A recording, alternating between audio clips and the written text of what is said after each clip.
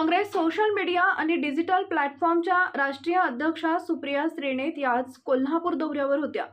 जिल्हा काँग्रेस कमिटी इथं त्यांनी पत्रकार परिषद घेतली।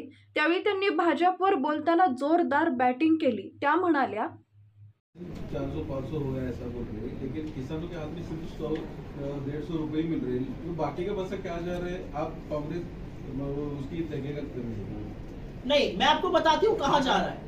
लहसुन का दाम बढ़ रहा है, प्याज का दाम रिटेल मार्केट में बढ़ रहा है, और किसान के लिए आप निर्यात पर प्रतिबंध लगा रहे हैं, किसान के लिए आप निर्यात शुल्क लगा रहे हैं। तो कहीं ना कहीं आपकी एक नीति आपकी दूसरी नीति से बिल्कुल जुदा है। आपको नीतियां ऐसी बनानी चाहिए कि किसान को भी उसकी फसल का दाम मिले और जो मध्यम वर्ग है उसकी भी कमर ना टूटे।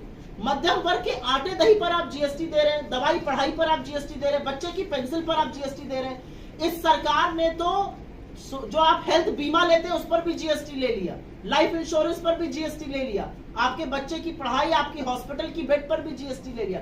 तो जितना टैक्स इस देश का आम आदमी दे रहा है, गरीब से गरीब और अमीर से अमीर, उतना कभी नहीं दिया गया था। तो मुझे ऐसा लगता है कि कहीं ना कहीं एक बेजोड़ इकोनॉमिक नीति चल रही है। के महाराष्ट्र के नेते ये सब बात पहुंचाने में थोड़ा सा उनको दिक्कत आया क्या? वो पहुंचाने में सक्सेस नहीं हो गया, क्या लगता है आपको? नहीं, मैं बिल्कुल इस बात से सहमत नहीं हूँ। हमने जो 5 गारंटी लॉन्च करी है मुंबई में महाविकास आघाड़ी ने, वो जन जन तक पहुंच रही है और लोग ट्रैक रिकॉर्ड देखते हैं। लोग ये देखते हैं कि कौन वोट के लिए कर रहा है और किसका ट्रैक रिकॉर्ड रहा है। चुनाव सिर पे आया, चुनाव की डेट टाली गई, महाराष्ट्र में हरियाणा और जम्मू कश्मीर के साथ चुनाव नहीं कराया गया क्योंकि एक योजना लॉन्च करनी थी। कोई बात नहीं, आपने योजना लॉन्च कर दी, हम उस योजना को बेहतर करेंगे और हम महिलाओं को उसमें इंक्लूड करेंगे। मैं तमाम ऐसे वाक्य, तमाम ऐसी महिलाओं की बातें सुनती हूँ महाराष्ट्र जो कहती है हम इसका हिस्सा ही नहीं है। मेरा एक गरीब ड्राइवर था मुंबई में, उसने मुझसे कहा मेरी पत्नी को मैंने इसमें एनरोल कराया और उसको मिला नहीं। ऐसे तमाम लोग मुझे मिलते हैं। तो हम जिस योजना की बात कर रहे हैं 3000 रुपए प्रति माह की, वो जन जन तक जा रही है। हम उसको और पहले तरीके से नीचे तक पहुंचाएंगे। हमारा एक ट्रैक रिकॉर्ड है। अगर बंटी भाऊ यहाँ पे कुछ बात कहते हैं तो उनका एक ट्रैक रिकॉर्ड है, वैसे ही कांग्रेस का एक ट्रैक रिकॉर्ड है। हम कर्नाटका, तेलंगाना और हिमाचल में करके दिखा रहे हैं और भाजपा ने हमारे खिलाफ झूठ फैलाने की कोशिश करी थी, जिसका पर्दाफाश और मुंहतोड़ जवाब हमारे मुख्यमंत्रियों ने मुंबई में एक साथ आकर दे दिया। महाराष्ट्र में आपकी सरकार की तब क्यों नहीं लगाई है? क्योंकि हमें ऐसा लगता है कि तब इकोनॉमी का इतना बंटाधार नहीं हुआ था। हमें ऐसा लगता है कि तब महंगाई इतनी नहीं थी। आज 500 रुपए किलो से ज्यादा लहसुन है। आज जो गैस का सिलेंडर है वो 400 होता था, 1100 पे बिक रहा है। आज पेट्रोल ने 100 का शतक लगा दिया है। आज चीनी, आटा, तेल, दही सब पर जीएसटी है।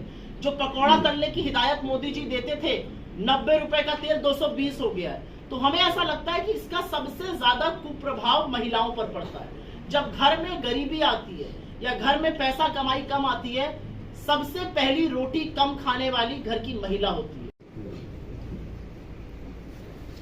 बटेंगे तो कटेंगे जो नारा है वो हमारे धर्म, हमारी संस्कृति, हमारी अस्मिता, महाराष्ट्र, छत्रपति शिवाजी महाराज, सावित्रीबाई फुले के महाराष्ट्र, अंबेडकर के महाराष्ट्र के खिलाफ है। हमारा धर्म क्या सिखाता है? वासुदेव कुटुंबकम। हम सबको जोड़ने की बात करते हैं। उन्होंने नफरत का ठेका लिया हुआ है। मेरा नेता कहता है राहुल गांधी, हम मोहब्बत वाले, हम मोहब्बत का ठेका उठा रहे हैं। आप जोड़ के सबको क्यों नहीं चल सकते? बीजेपी को चुनाव आने पे 80-20, शमशान कब्रिस्तान, कपड़ों से पहचानने लगते हैं लोगों को, इस तरह के नारे देने लगते हैं। हिंदू धर्म जोड़ना सिखाता है, हिंदू धर्म शांति सिखाता है। हम एक रहेंगे तो हमें 3000 रुपए मिलेंगे महीने के। हम एक रहेंगे तो हमारे युवाओं को 4000 रुपए मिलेंगे मासिक बेरोजगारी भत्ता। हम एक रहेंगे तो हमें 25 लाख की हेल्थ योजना मिलेगी। और ये जो विचार है ना बंटने और कटने का, ये वो लोग बोल रहे हैं जो बांट और काट रहे हैं। आप ही दंगा फैलाते हैं। आपने कोल्हापुर जैसी जगह में भी दंगा फैलाने का दुस्साहस और दुष्कर्म करने की कोशिश की है और ये कोल्हापुर जानता है। और मैं इस पे ज्यादा कुछ कहूं, उससे ज्यादा तो अजीत पवार बोल रहे हैं। अजीत पवार ने क्या बोला है? ये नारा महाराष्ट्र में नहीं चलेगा। महाराष्ट्र सौहार्द का प्रदेश है, बाहर वाले अपने प्रदेश में चला ले। मैं उत्तर प्रदेश से आती हूँ, ये नारे उत्तर प्रदेश में भी नहीं चल रहे। यही नारे लेकर शुरू हुई थी भाजपा की कैंपेन लोकसभा की, आपको याद हो क्या था नारा? 400 पार। यही नारे बोल बोलकर 240 पर लाकर इस देश की जनता ने पटक दिया और आज नरेंद्र मोदी एक अल्पमत की कोalition गवर्नमेंट चला रहे हैं बैसाखियों के सहारे। तो मेरा अपना मानना है कि महाराष्ट्र, कल मैंने एक बच्चे को देखा, उसने खड़े होकर टीवी चैनल पर भाजपा के प्रवक्ता से कहा, ये सवाल आपके लिए है, आप बटेंगे कटेंगे की बात करते हैं, हम कहते हैं पढ़ेंगे बढ़ेंगे। महाराष्ट्र ये नारा देना चाहता है, महाराष्ट्र अपने ओर से बोल रहा है, हमें बोलने की जरूरत ही नहीं है। वो कह रहा है पढ़ेंगे तो बढ़ेंगे, एकजुट रहेंगे तो शांत रहेंगे, और हम ऐसा महाराष्ट्र चाहते हैं। महिलाओं को जो पैसे देने की बात, तपासलं मी एक ट्विट केला, त्या ट्विट मध्ये म्हणलेलं आहे की कायदा आपण करतात, आता कदाचित विरोधी पक्षांची सत्ताधाऱ्यांची बॅग तपासलेला व्हिडिओ येण्याची शक्यता नाकारते. तसंच झालं, म्हणजे ते काउंटर करण्यासाठी तपासली गेलेली बॅग आहे. आणि सगळ्यांनी बघितले, मागच्या वेळी सुद्धा बॅगा घेतलेले फोटो लोकसभेमध्ये आपण बघितलेले आहेत. आणि म्हणून मला वाटते अशा पद्धतीनं यंत्रणेचा गैरवापर देशभर चाललाय, तो महाराष्ट्रात देखील दुर्दैवानं होतो.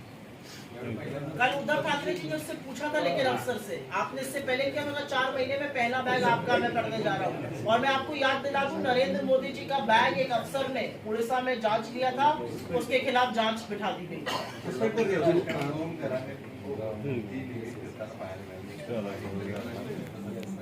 यावेळी निवडणूक कशी होताना पाहायला मिळणार, देशपातळीवर पक्षीय पातळीवरती विशेष करून दक्षिण की कोल्हापूरची निवडणूक अविश्वासाच्या विरुद्ध विश्वासाची निवडणूक आहे. आम्ही विश्वासाचं सरकार देणार आहोत आणि हे अविश्वासाचं सरकार घालवणार आहोत.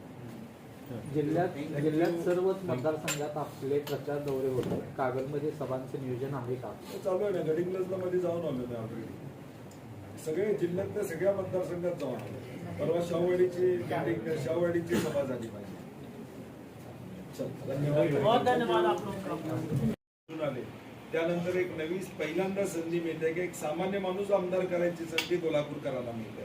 आणि मला विश्वास आहे की कोल्हापूरकर निश्चितपणे त्या संधीचा फायदा घेतील आणि सामान्याला आमदार करतील.